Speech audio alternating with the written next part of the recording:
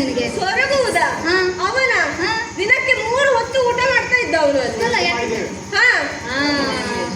ಅಡ್ಡಿಲ್ಲ, ಸೆರೆಮನೆ ವಾಸ ನಿನಗೇನು ತೊಂದರೆ ಕೊಟ್ಟ ಹಾಗಿಲ್ಲ. ಆದ್ರೂ ನಮ್ಮನ್ನೆಲ್ಲ ನೋಡದೆ ಸ್ವಲ್ಪ ಸೊರಗಿದ ಹಾಗೆ ಕಾಣ್ತಿದ್ದು. ಅಲ್ಲ ಮಗಳೇ, ನೀನು ಎಲ್ಲಿಗೆ ಹೋಗಿದ್ದೆ ಅಂತ ಗೊತ್ತಾಗ್ಲಿಲ್ಲ. ನಾನು ಇವರಿಗೆ ಊಟ ಕೊಡಲಿಕ್ಕೆ ಹೋಗಿದ್ದೆ. ಅಲ್ಲ, ಇವರನ್ನು ಸೆರೆಮನೆಗೆ ಹಾಕಿದ್ದು ನೀನು ಅಲ್ಲಿಯೂ ಬಿಡಲಿಲ್ವಾ? ಅಲ್ಲಿಯೂ ಇವನನ್ನು ನೋಡ್ಲಿಕ್ಕೆ ಹೋಗಿದ್ದ. ರಾಜಕುಮಾರಿ ಅಲ್ವೇ, ಇರಲಿ. ಪ್ರವೇಶ ಕೊಡ್ತಾರೆ. ಈಗಿನ ಮಕ್ಕಳು ನಮ್ಮ ಮಾತನ್ನು ಕೇಳುವುದಿಲ್ಲ. ಇರಲಿ, ಆಗಿದ್ದೆಲ್ಲ ಒಳ್ಳೆಯದೇ ಆಯ್ತು. ಒಳ್ಳೆ ಬುದ್ಧಿವಂತ. ಹೌದು ಹೌದು, ಈಗಿಂದಲೇ ಚೆನ್ನಾಗಿ ನೋಡಿಕೊಳ್ಳುವ ಅಭ್ಯಾಸ ಮಾಡಿ ಅಲ್ವಾ? ಇನ್ನು ತಡ ಮಾಡುವುದಲ್ಲ, ಒಂದು ಸಾಂಕೇತಿಕವಾಗಿ ಮದುವೆಯನ್ನು ಮಾಡಿಬಿಡುವ.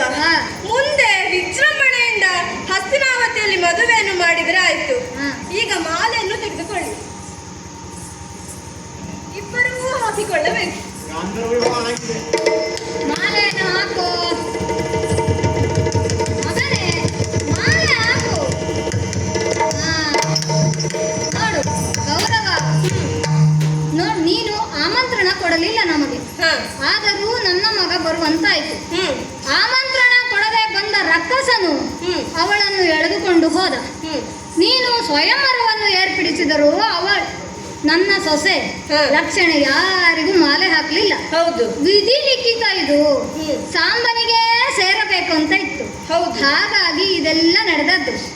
ಆಗುವುದೆಲ್ಲ ಒಳ್ಳೆಯದಕ್ಕೆ ಆಗುವುದು, ಆಗುವುದು ಒಳ್ಳೆಯದೇ, ಆಗಿದ್ದು ಒಳ್ಳೆಯದೇ ಆಯ್ತು. ಹಾಗಾಗಿ ಮದುಮಕ್ಕಳನ್ನು ಇಲ್ಲಿ ಕೂರಿಸುವ, ಒಂದು ಒಳ್ಳೆ ಆರತಿಯನ್ನು ಬೆಳಗುವ. ರಾಜೀವಮಣಿಮಯ ರತ್ನ ಪೇಟದಳು ರಾಜೀವನ ಬದಿಗರಿಯು ಕುಳಿರಲು. ರಾಜೀವಮಣಿಮಯ ರತ್ನ ಪೀಠದಳು ರಾಜೀವನ ಬದಿಗರಿಯು ಕುಳಿರಲು. ರಾಜೀವನೆಯರೆಲ್ಲರೂ ಕೂಡುತ್ತ ಹಾಡುತ್ತ ಮಾಡುತ್ತ ನಲಿದಾಡುತ್ತಲೇ